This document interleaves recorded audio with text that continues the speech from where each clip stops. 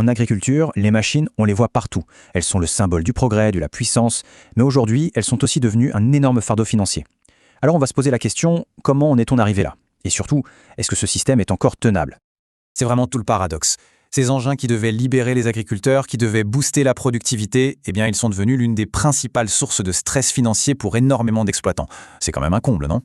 Pour bien planter le décor, il faut avoir ce chiffre en tête, 18 milliards d'euros. C'est ce que coûte chaque année la mécanisation aux fermes françaises. C'est tout simplement colossal. C'est l'un des postes de dépenses les plus lourds et ça pose une vraie question sur la rentabilité de beaucoup d'exploitations. Alors, pour comprendre comment on en est arrivé à cette situation, il faut faire un petit retour en arrière. On va explorer ce fameux paradoxe. Comment l'outil qui promettait l'autonomie est devenu une source d'endettement. Ce graphique, il est incroyable. Il montre une divergence totale. Regardez bien, au fil des décennies, le nombre d'agriculteurs s'effondre littéralement. Et pendant ce temps-là, la valeur du marché des machines, elle, n'a cessé de grimper, jusqu'à exploser.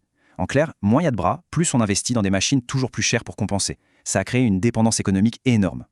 Bon, mais qu'est-ce qui explique cette inflation folle des coûts? Le premier morceau de la réponse, il n'est pas dans les champs, mais il est dans la structure même du marché mondial de l'agroéquipement. Ce qu'il faut voir ici, c'est que le marché est ultra concentré. Vous avez une poignée de géants, des noms que tout le monde connaît, John Deere, CNH, AGCO, qui se partagent quasiment la moitié du gâteau mondial. Et forcément, quand il y a si peu d'acteurs, ça a un impact direct sur les prix et sur le choix disponible. Et voilà, cette citation, elle résume tout. Elle vient du rapport qui a servi de base à notre analyse. L'agriculteur, seul sur son exploitation, il a quel poids pour négocier face à un mastodonte industriel? Pas grand-chose, on est d'accord. C'est ce déséquilibre qui est au cœur du problème. Et comme si ça ne suffisait pas, ce déséquilibre est renforcé par le mode de distribution. La plupart des concessionnaires sont liés par des contrats d'exclusivité. En gros, sur une zone donnée, impossible de faire jouer la concurrence entre plusieurs revendeurs de la même marque. Le choix est donc encore plus limité. Deuxième grand facteur qui explique la flambée des prix, la technologie. Les machines ont connu une évolution, mais fulgurante.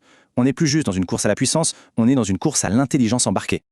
Allez, petite comparaison. Un tracteur de 175 chevaux en 2000 est le même, de même puissance, en 2020. Le prix a fait un bond de 50 000 euros. Pourquoi? Parce que le tracteur de 2020, ce n'est plus un tracteur, c'est un bureau high-tech sur roues. GPS, capteur dans tous les sens, intelligence artificielle, plus le confort, la sécurité, tout ça, évidemment, ça a un coût.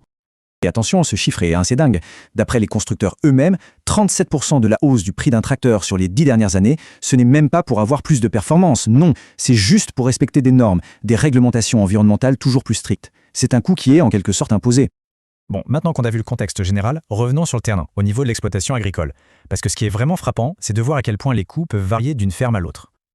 Regardez ce graphique. C'est incroyable. Pour la même production, ici des céréales, les charges de mécanisation peuvent aller du simple au double. On passe de 256 € par hectare pour les plus économes à 535 € pour ceux qui dépensent le plus. Mais comment on peut expliquer un écart pareil? En fait, la décision d'acheter une nouvelle machine est rarement 100% rationnelle. C'est un mélange de plein de choses. Bien sûr, il y a le besoin de remplacer la main-d'œuvre, de suivre l'agrandissement de sa ferme, mais il y a aussi des offres de financement super attractives, des stratégies pour payer moins d'impôts, et puis, soyons honnêtes, l'envie d'avoir du matériel plus confortable et performant.